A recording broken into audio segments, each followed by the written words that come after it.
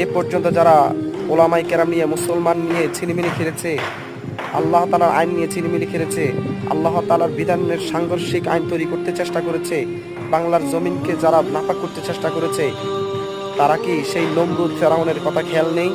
যারা আল্লাহ তাআলার বিধানের বিপক্ষে গিয়ে তাদের বিধানকে বাস্তবায়ন করার চেষ্টা করেছে, আল্লাহ তাআলা তাদেরকে দুনিয়াতেই শাস্তি দিয়ে এখনো পর্যন্ত নমরুদকে মিশরের জমিনের মধ্যে এরকম মানুষকে শিক্ষা নেওয়ার জন্য রেখে দিয়েছে। আর এখন তোমরা তাদের থেকে শিক্ষা নিতে পারো না।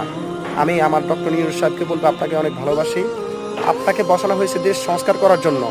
আপনাকে কোনো এই বাংলার শাহজালাল শাহপরানের পবিত্র ভূমির মধ্যে আপনাকে বেশ্যাদেরকে আপনার আপনার প্রমোট করার জন্য বসানো হয়নি।